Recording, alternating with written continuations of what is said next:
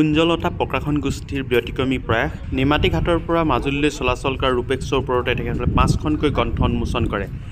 এই গ্ৰন্থ উন্মোচনী অনুষ্ঠানটোত গ্ৰন্থ দুখনৰ প্ৰণেতা ক্ৰমে লক্ষ্মীমা ফুকন আৰু নম্ৰতা দেৱী উপস্থিত থাকে। উল্লেখযোগ্য যে এই অনুষ্ঠানটোত যাত্ৰীসকলে গ্ৰন্থসমূহ উন্মোচন কৰাৰ লগতে এই গ্ৰন্থ উন্মোচনী অনুষ্ঠানত সহযোগিতা আগবঢ়ায়।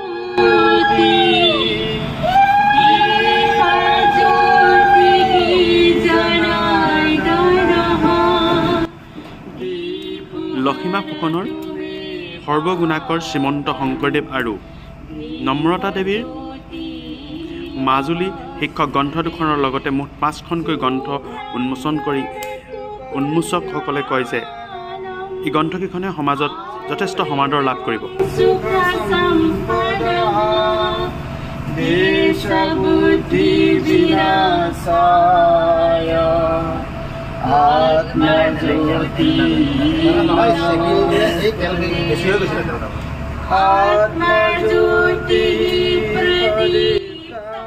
ৰূপেক্সখনত যাত্ৰী হিচাপে থকা উত্তৰ কমলাবাৰী সত্ৰৰ পবিত্ৰ শইকীয়া, জল পৰিবহণ বিভাগৰ অভিযন্তা ৰাতুল তামুলী আৰু এই অনুষ্ঠানত উপস্থিত থাকে কুঞ্জলতা প্ৰকাশনৰ স্বত্বাধিকাৰ নৃত্যৰঞ্জন গোস্বামী।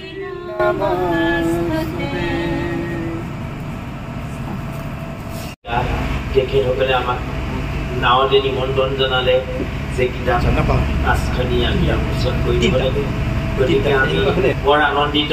তেখেতসকললৈ আমাৰ সত্ৰৰ ফালৰ পৰা আন্তৰিক আশীৰ্বাদ আৰু ধন্যবাদ থাকিলে আৰু আমাৰ সত্ৰৰ যিসকলে আৰু এই কিতাপভাগি পঢ়ি পেলাই আচলতে আমি ভিতৰত সোমোৱা নাই কিতাপখনৰ ভিতৰত, আমিও আজি পঢ়িমগৈহে গৈ, পঢ়ি পেলাই কেনেকুৱা পাম কি হ'ব। গতিকে ৰাইজে যাতে কিতাপকেইখন 5খন কিতাপ যাতে আদৰি লয়, গতিকে ৰাইজলৈ মোৰ এই অনুৰোধ থাকিলে আৰু আপোনালোককো ধন্যবাদ জ্ঞাপন কৰিছোঁ। আগলৈকে কিতাপ লিখি থাকিব, আমি নিশ্চয় আপোনালোকৰ নম্বৰ লওঁ। গতিকে আমি আপোনালোকক আশীৰ্বাদ প্ৰদান কৰিলোঁ আমাৰ তৰফৰ পৰা, সেয়ে আপোনালোকৰ চৰণত আশীৰ্বাদ।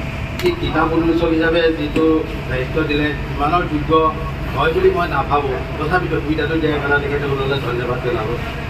আৰু যিকেইখন কিতাপ আজি ৰূপেক্সত ব্যতিক্ৰমী ৰূপত উন্মোচন কৰা হৈছে, বাহিৰৰ পৰা দেখি গম পাইছোঁ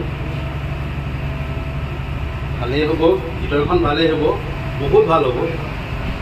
কাৰণ প্ৰথমতে যিকোনো বস্তু চাওঁতে প্ৰথমতে বাহিৰটোৱে চোৱা যায়। কাপোৰ এটা ল'বলৈ গ'লেও প্ৰথমতে বাহিৰটো চোৱা যায়, পিছতে পিটিকি চোৱা যায়। আমি পিটিকি চাম, চাই বহুত কিবা কৰিব পাৰিম বুলি নাজানো, প্ৰত্যেকখন মই পঢ়ি চাম।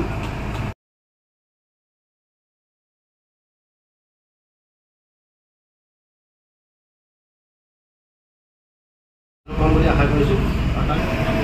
আচলতে মাজুলীৰ ওপৰত বহুতখন গ্ৰন্থই আছে। ইয়াত মানে ব্যতিক্ৰমী বুলি এনেকুৱা এটা হৈছে, মোৰ নিজৰ মনোভাৱটোহে মই কৈছোঁ।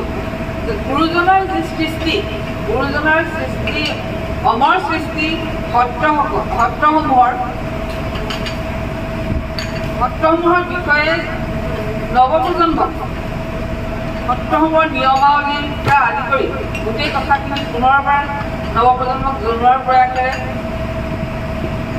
আৰু যিদৰে অতীততে যেনেকৈ স্কুলত পঢ়ি ছাত্ৰসকলে সমূহ শিক্ষা লৈছিলে, বিভিন্ন ধৰণৰ শিক্ষা লাভ কৰিছিলে, তেনেকেই সত্ৰসমূহ কেৱল ধৰ্ম প্ৰচাৰৰ অৰ্থে নহয় বুলি মই ভাবোঁ।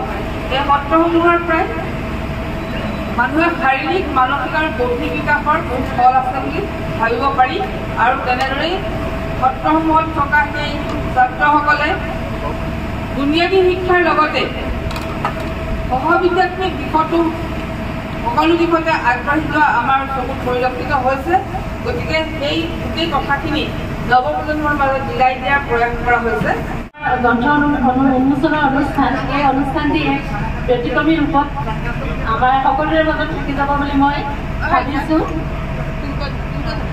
শ্ৰীমন্ত শংকৰদেৱৰ তেওঁৰ জীৱনৰ দৰ্শনৰ ওপৰত চকু ফুৰাই তেখেতৰ বহু কথা সাৱলীলভাৱে আৰু সহজভাৱে আদি মই প্ৰকাশ কৰিবলৈ যত্ন কৰিছোঁ যদি বিশেষকৈ তাত্ত্বিক আৰু ব্যৱহাৰিক জ্ঞানখিনিৰ ওপৰত যিখিনি আমি এতিয়া বৰগীতৰ বিষয়ে জনাৰ উপৰিও বৰগীত এটা পৰিৱেশন কৰিবলৈ যাওঁতে যিখিনি কথা দৰকাৰ আৰু যিখিনি কথা নাজানিলে বৰগীতৰ মৰ্যাদা হানি হ'ব পাৰে গতিকে সেই কথাখিনিৰ ওপৰত বিশেষভাৱে গুৰুত্ব দিছোঁ আৰু তাৰ কাৰণে ছাত্ৰ ছাত্ৰীৰ কাৰণে যিমান পাৰে চেষ্টা কৰি আছে আৰু এতিয়া দেখিছোঁ প্ৰায়বিলাক সংগীত বিদ্যালয়ত তেওঁৰ যিখন সংগীত প্ৰাৰম্ভিকা কিতাপখন প্ৰতিখন সংগীত বিদ্যালয়ত চলি আছে গতিকে আমি সেইটোৰ কাৰণে গৌৰৱে ক'ব পাৰোঁ যে সংগীত শিক্ষাৰ্থীৰ কাৰণে এইখন কিতাপ অধ্যয়নেই কৰি নিপুণ পাইছে সেই শিক্ষাৰ্থীসকলেও মানে গ্ৰহণ কৰিছে এইখন উন্মোচন কৰাৰ পাছতে প্ৰকাশক নিত্যৰঞ্জন গোস্বামী আৰু লেখিকাদ্বয়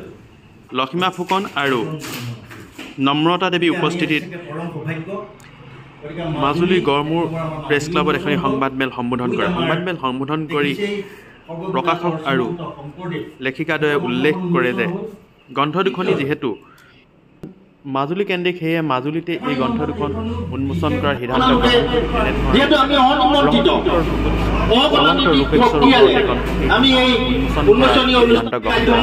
মাতৃভাষাত যদি দ্ৰুতপতি নাথাকে ইংৰাজী পঢ়ি আমি কি কৰিম ৰাতিপুৱা বা গধূলিলৈকে কওঁ দেউতা মা আই বিদায়